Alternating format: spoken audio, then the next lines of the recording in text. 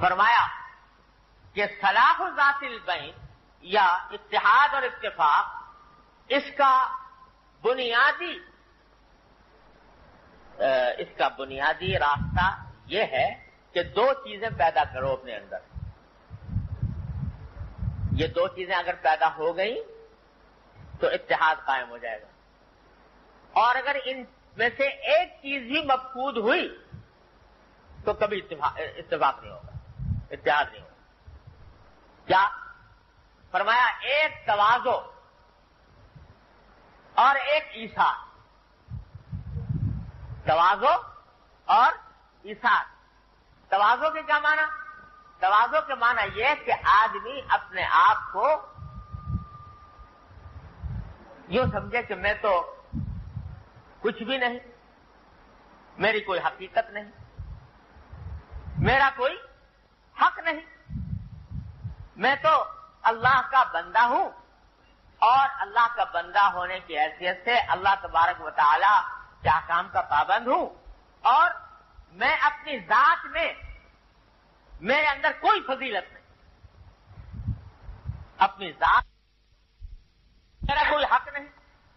جب میرا کوئی حق نہیں تو اگر کوئی میری حق تلفی کرتا ہے, میری مخالفت کرتا ہے, تو کون سا برا کرتا ہے؟ لہذا میں تو اسی کا مستحق تھا. تواضع. فرمایا کہ اتحاد اس لیے قائم نہیں ہوتا کہ ہر آدمی کے دل میں تکبر ہے. تکبر کیا ہے؟ کہ میں بڑا ہوں, میرے فلاں حقوق ہیں, فلاں نے میری شان کے خلاف بات کی, فلاں نے میرے درجے کے خلاف کام کیا, فلاں نے میری حق تلفی کی. میرا حق تو یہ تھا کہ میری اتنی تعظیم کرتا, مگر اسے نہیں کی. میں اس کے گھر گیا تھا اور اس نے میری خاطر تواضع نہیں کی, اور میرا فلاں بات پیدا ہوئی تھی اور اس نے میرے درجے کے مطابق کام نہیں کیا. نتیجہ یہ کہ جھگڑا پیدا ہوا. اپنے آپ کو سب سے پہلے بڑا سمجھا, بڑے سمجھنے کے نتیجے میں اپنے کچھ حقوق خود سے گھڑ کر پیدا کیے کہ میرے درجے کا تقاضا تو یہ تھا کہ فلاں آدمی میرے ساتھ ایسا معاملہ کرتا, وہ کیا نہیں اس نے. دل میں شکایت پیدا ہو گئی, شکایت پیدا ہوئی, دل میں گرا بیٹھ گئی, نفرت پیدا ہو گئی, دوسرے کے ساتھ معاملہ خراب کرنا شروع کر. تو بنیاد پڑتی ہے کہاں سے؟ تکبر.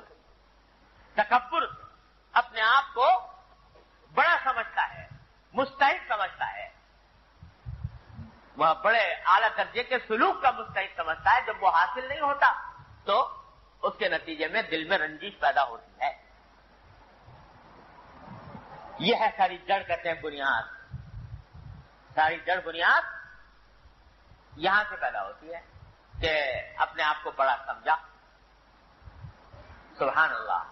ہمارے حضرت والا حضرت کی مولانا اشرف علی صاحب خان رحمۃ اللہ تعالی عنہ فرماتے ہیں کہ اگر ایک نسخہ ایسا بتاتا ہوں لذیذ اور راحت والی زندگی کا, وہ اختیار کر لو, اس نسخے پر عمل کر لو, تو انشاءاللہ کبھی کوئی شکایت, شکوہ, گلہ پیدا ہی نہیں ہوگا. کیا فرمایا کہ یہ دل میں سوچ لو کہ یہ دنیا جو ہے نا, یہ دنیا تو ہے ہی خراب چیز. کیونکہ دنیا خراب چیز ہے, لہذا یہ تو اصل اس کی یہ ہے کہ مجھے تکلیف پہنچائے,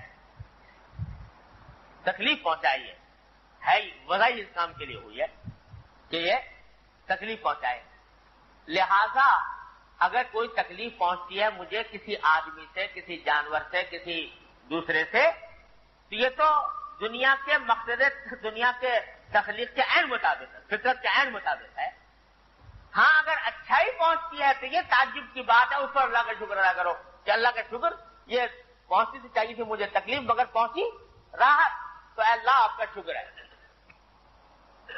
کہتے ہیں دنیا میں کسی بھی اپنے ملنے جلنے والے سے, وہ دوست ہو, رشتہ دار ہو, عزیز قریب ہو, ساتھی ہو, اس سے کوئی توقع قائم نہ کرو.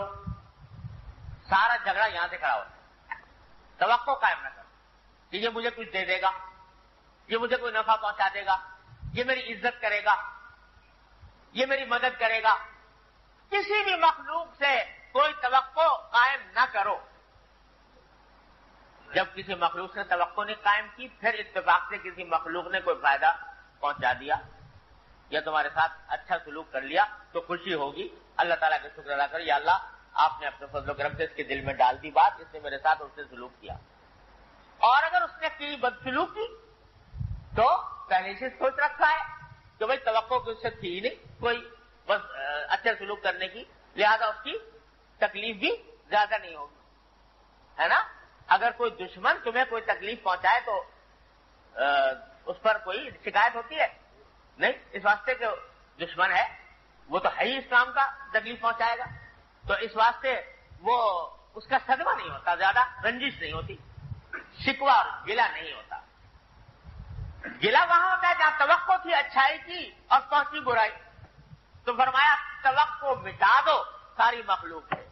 ارے توقع تو ایک ہی ذات سے قائم کرنے کی ہے، اسی سے مانگو اور اسی سے توقع رکھو، اسی سے امیدیں رکھو. امیدیں قطع کر دو، ساری دنیا سے امیدیں قطع کر دو، ایک اللہ جل جلالہ سے امیدیں وابستہ کر دو. اللہم اقذف فی قلبی رجا وقت رجائی عمن سوا، یہ دعا مانگا کرو کہ اللہ میرے دل میں اپنی امید ڈال دیجئے اور میری امیدیں اپنے سوا ہر ایک مخلوق سے کاٹ دیجئے، ختم کر دیجئے.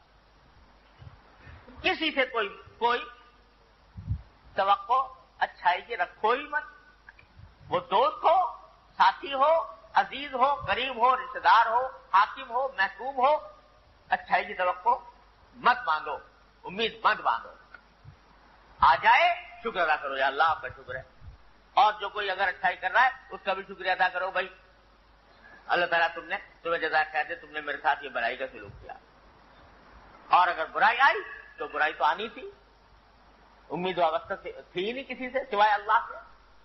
تو تواضع جب ہوگی تو آدمی اپنا کوئی حق تو سمجھے گا ہی کہ بھائی میرا کوئی حق تھا کسی کے ذمے، اور میں تو ہوں ہی ایسا، میں تو اللہ کا بندہ ہوں، میرا کوئی مقام نہیں، میرا کوئی درجہ نہیں. اللہ تبارک و تعالیٰ جو معاملہ میرے ساتھ فرمائیں گے اس پر میں راضی ہوں. تو جب یہ تواضع پیدا ہوگی تو کبھی توقع بھی دوسرے سے قائم نہیں ہوگی. جب توقع قائم نہیں ہوگی تو شکایت اور شکوہ بھی نہیں ہوگا. شکایت شکوہ نہیں ہوگا تو بس جھگڑا کہیں کا، منافرت کہیں کی، وہ بھی نہیں ہوگی. فرمایا کہ پہلی جڑ تو یہ ہے تواضع، اور دوسری جڑ فرمایا ہے ایثار. ایثار کا رویہ اختیار کرو مخلوق خدا کے ساتھ. ایثار کے کیا معنی؟ ایثار کے معنی یہ کہ میں اپنے مفاد کی، اپنی راحت کی قربانی دے دوں اور اپنے کسی مسلمان کو راحت پہنچا دوں. مسلمان بھائی میں خود تکلیف اٹھا لوں لیکن دوسرے مسلمان بھائی کو تکلیف اٹھا کر راحت پہنچا دوں. خود نقصان اٹھا لوں اور خود نقصان اٹھا کر دوسرے مسلمان بھائی کو نفع پہنچا دوں. یہ ایثار کا جذبہ ہے جو پیدا کر لو کسی طرح.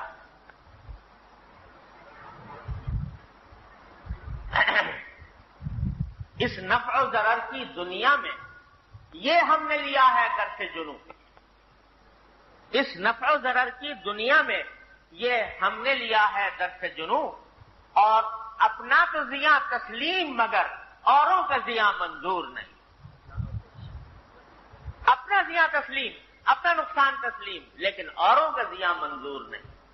یہ ہے وہ سبق جو نبی کریم سرور دو عالم صلی اللہ علیہ وسلم نے عطا فرمایا، اور جس کا قرآن کریم نے اتنا زبردست ذکر فرمایا آیت کریمہ میں حضرات صحابہ کرام کا، انصاری صحابہ کا، کہ یؤثرون علی انفسہم ولو کان بہم خصاصہ،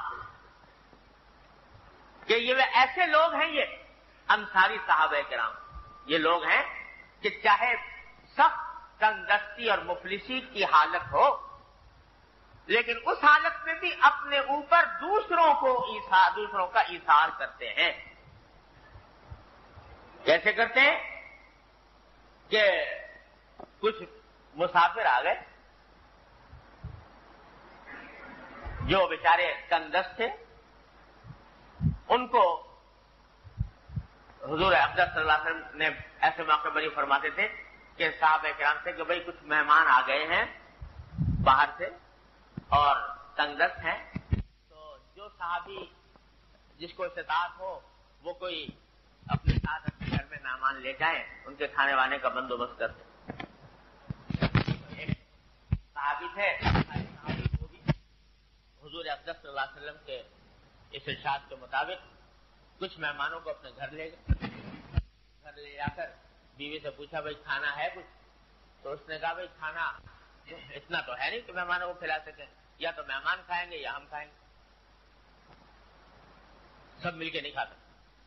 کہا کہ اچھا ایسا کرنا کہ کھانا لے آؤ اور کھانا لا کے رکھ دینا اور چراغ بجھا دینا. چنانچہ کھانا لا کر رکھ دیا، چراغ بجھا دیا اور نظر کچھ آ نہیں رہا تھا. مہمانوں سے کہا کہ کھاؤ. مہمانوں نے کھانا شروع کیا اور یہ حضرت جو میزبان تھے یہ اپنا ہاتھ کھانے تک لے جاتے خالی اور منہ تک لاتے، کھانے تک لے جاتے اور منہ تک لاتے. ان کو دیکھنے میں ایسا لگ رہا تھا کہ یہ بھی کھانا کھا رہے ہیں، لیکن یہ نہیں کھا رہے تھے بلکہ اپنے مہمانوں کو کھلا رہے تھے. رات بھر بھوک کی حالت میں گزاری، اپنے مہمانوں کو کھلایا.